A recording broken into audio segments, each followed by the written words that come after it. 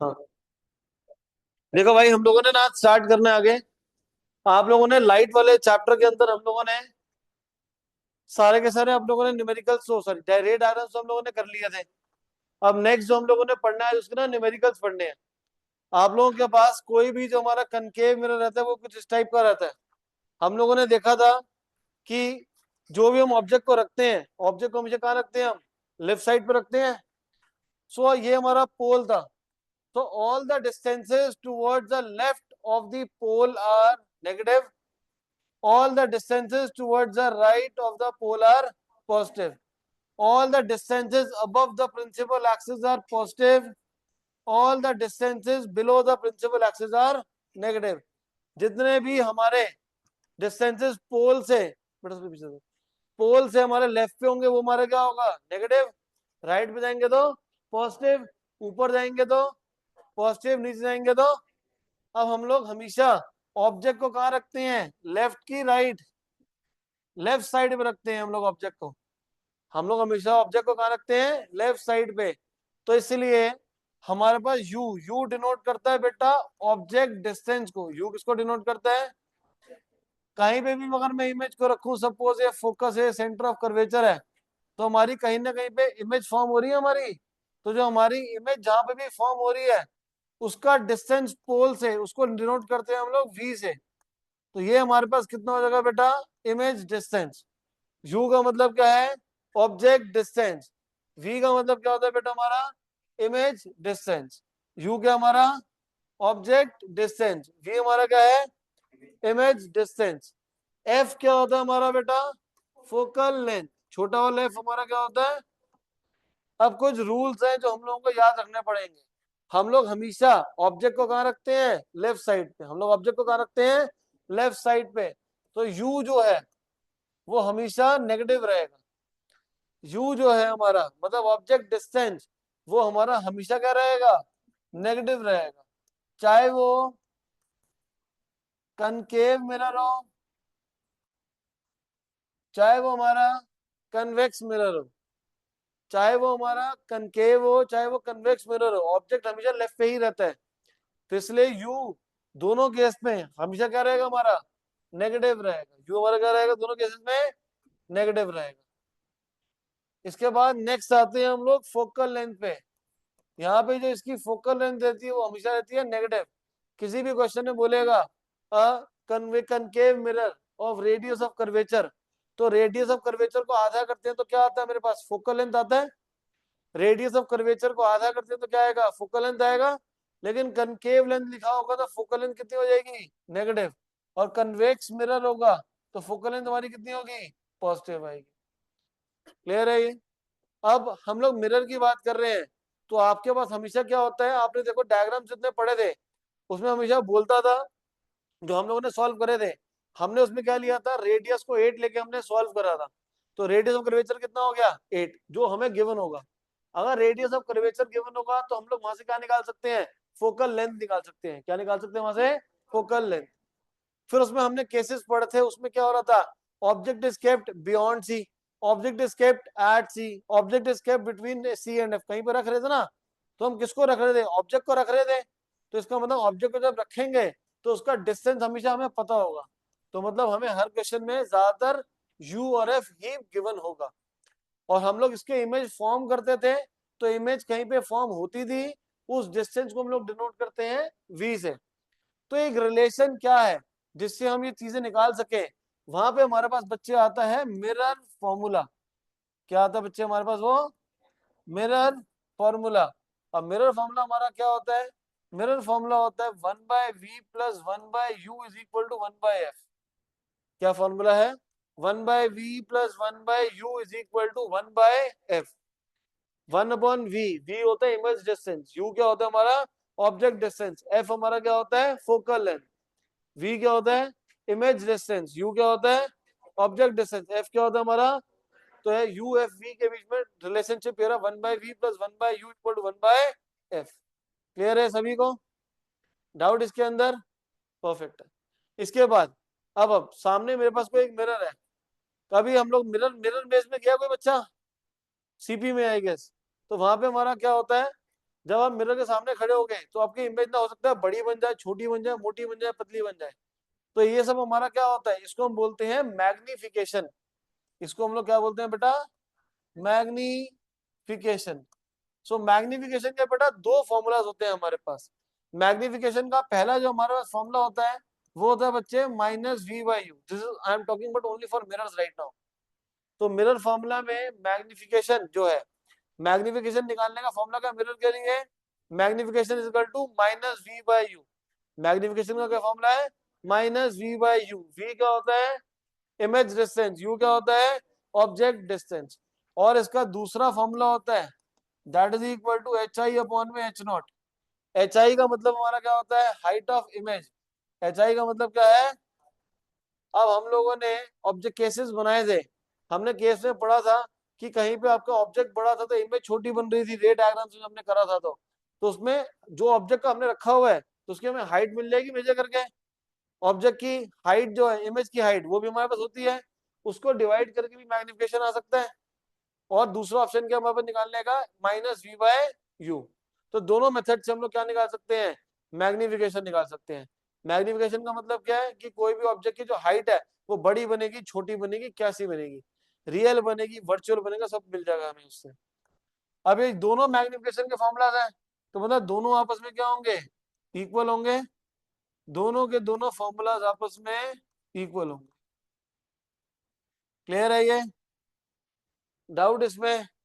अब अगर मैंने किसी क्वेश्चन में हमें गिवन है u, ऑब्जेक्ट डिस्टेंस गिवन है, f फोकल लेंथ गिवन है, उसको सॉल्व करके v निकाल लिया मैंने, फिर मैं वहां से क्या निकाल सकता हूँ, मैग्निफिकेशन -v/u से। मैग्निफिकेशन की वैल्यू आ गई, तो मुझे कैसे पता चलेगा इमेज बड़ी है, छोटी है, कैसी बनी है? तो मैग्निफिकेशन निकालने के लिए भी कुछ रूल्स है हमारे।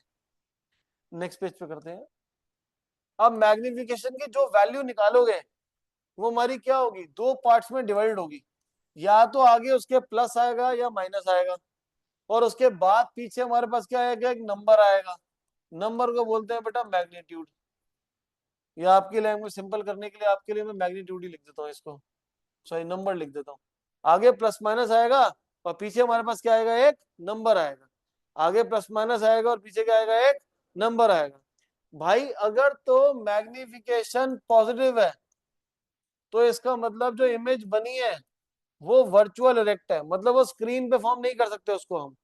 और अगर मैग्निफिकेशन मेरे पास नेगेटिव है तो इसका मतलब ये क्या है कि जो इमेज बनी है वो हमारी रियल एंड इन्वर्टेड है। इमेज हमारी क्या बनी है, रियल एंड इन्वर्टेड, मतलब उसको स्क्रीन पे फॉर्म कर सकते हैं। क्लियर है ये? मैग्निफिकेशन या पॉजिटिव होगा या नेगेटिव। मैग्निफिकेशन क्या होगा, या पॉजिटिव या नेगेटिव। पॉजिटिव होगा तो मतलब वर्चुअल इरेक्ट है, और नेगेटिव होगा तो मतलब रियल इन्वर्टेड। मैग्निफिकेशन पॉजिटिव आया तो मतलब स्क्रीन पे फॉर्म नहीं कर सकते, नेगेटिव आया तो मतलब स्क्रीन पे फॉर्म कर सकते हैं। यहां तक सबको क्लियर है ये? भाटिया क्लियर है? मैग्निफिकेशन प्लस का मतलब वर्चुअल इरेक्ट, माइनस का मतलब रियल इन्वर्टेड। अब हम बात करेंगे नंबर की। तो जो नंबर आएगा या तो नंबर 1 से बड़ा होगा, या नंबर 1 के इक्वल होगा, या नंबर 1 से छोटा होगा। तीन ही केस पॉसिबल है। तो नंबर अगर 1 से बड़ा होगा तो उसको बेटा हम लोग बोलते हैं एनलार्ज्ड इमेज। क्या बन रही है वो, एनलार्ज से मतलब है बड़ी इमेज बन रही है। अगर 1 के इक्वल है तो ये हमारा क्या हो जाएगा, सेम साइज हो जाएगा। ये हमारा क्या हो जाएगा, सेम साइज। और तीसरा केस m<1, मतलब कि हमारा क्या हो जाएगा, डिमिनिश्ड हो जाएगा। क्या हो जाएगा बेटा ये? अब ये मैंने बोल दिया इसलिए नहीं, समझो इसको। मैग्निफिकेशन हमारा किसके इक्वल था बेटा, फॉर्मूला hi/h0। पहले वाले केस में ग्रेटर देन 1 है, तो इसका मतलब hi ग्रेटर देन h0, मतलब height of image height of object से बड़ा है, तभी तो मैंने लिखा एनलार्ज। दूसरे वाले केस के लिए मैग्निफिकेशन मतलब hi/h0 1 के इक्वल है, तो hi/h0 के इक्वल हो गया। इसका मतलब क्या हो गया, सेम साइज। क्लियर है ये?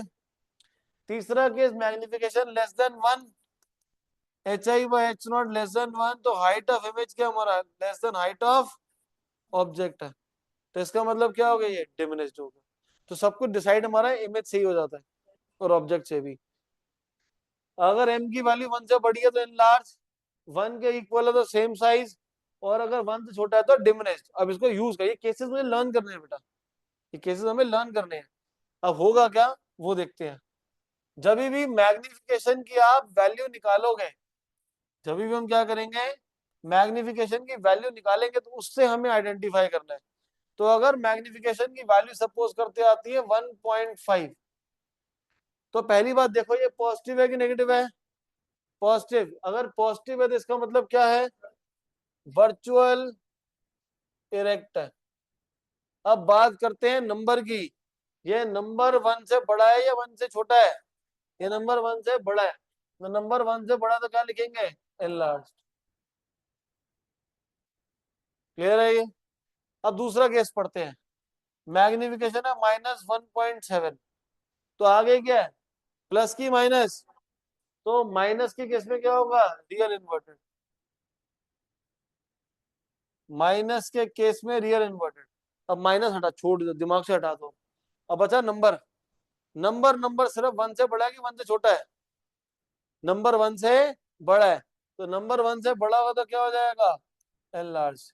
नंबर 1 से बड़ा तो क्या हो जाएगा?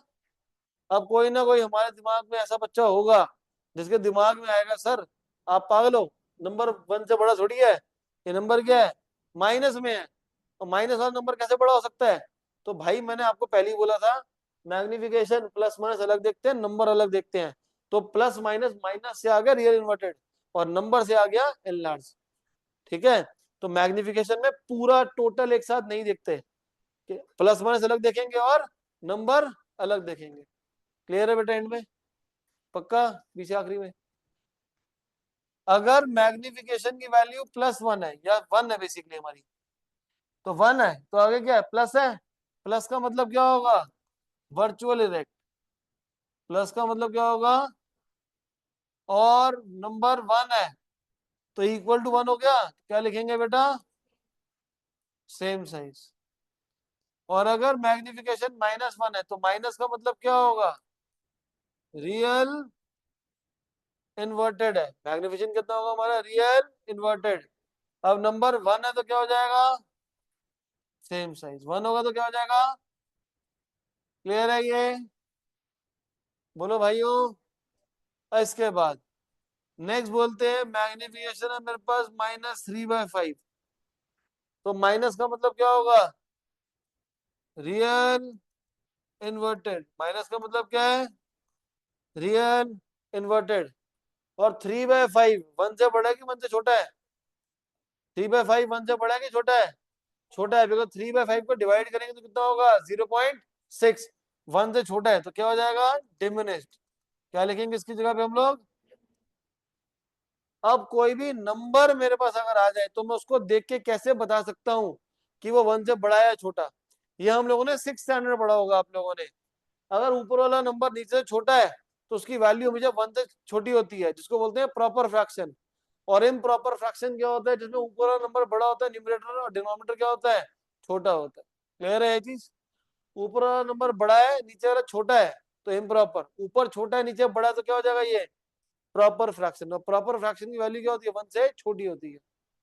अब नेक्स्ट केस अगर लेते हैं, इसका मैग्निफिकेशन इज इक्वल टू 3/7, तो आगे प्लस है, तो प्लस का मतलब हमारा क्या होता है, वर्चुअल इरेक्ट। प्लस का मतलब क्या है, वर्चुअल इरेक्ट। 3/7 नंबर 1 से छोटा है, बड़ा है? छोटा है ये नंबर। छोटा तो क्या लिखेंगे इसके लिए, डिमिनिश्ड। क्लियर है सभी को? पक्का? तो अगर नंबर मैं आपको दे दूं, नंबर है मेरा 7/5, तो पॉजिटिव है तो क्या हो जाएगा, ये वर्चुअल एंड इरेक्ट।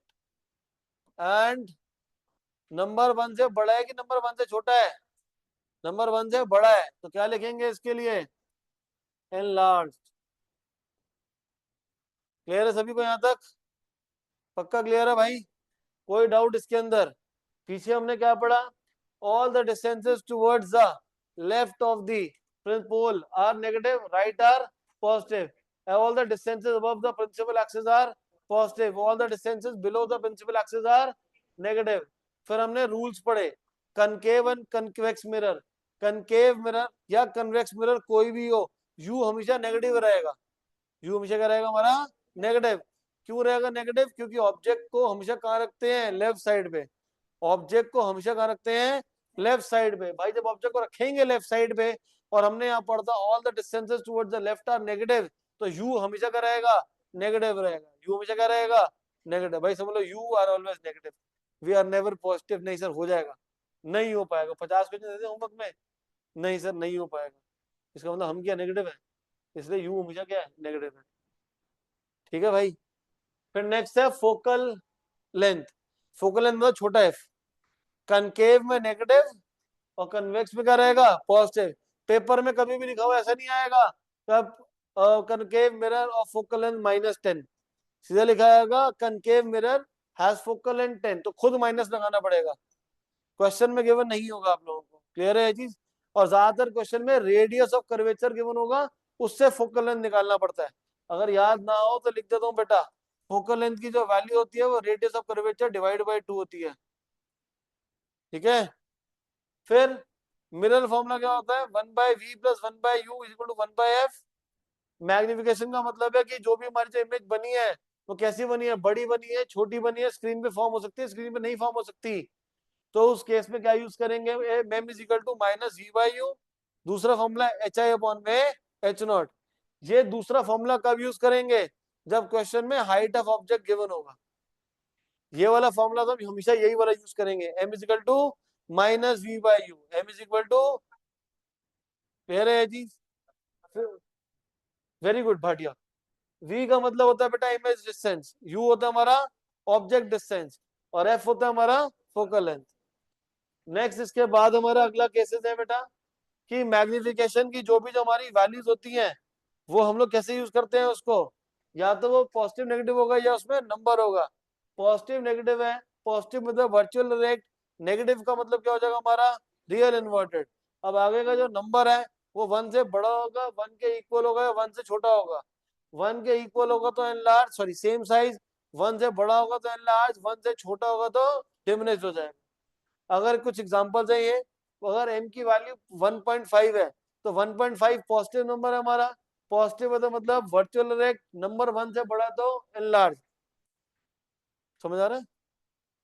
-1.7, माइनस का मतलब क्या है, रियल इन्वर्टेड, नंबर 1 से बड़ा है तो हमारा क्या हो जाएगा, एनलार्ज, 1 के इक्वल है तो virtual rate and same size, -1 है तो माइनस मतलब रियल इन्वर्टेड एंड 1 मतलब सेम साइज, -3/5 माइनस है तो रियल इन्वर्टेड, 3/5 1 से छोटा है तो डिमिनिश, 3/7 वर्चुअल रेट पॉजिटिव है, 3/7 1 से छोटा होता है तो क्या हो जाएगा, ये डिमिनिश्ड हो जाएगा।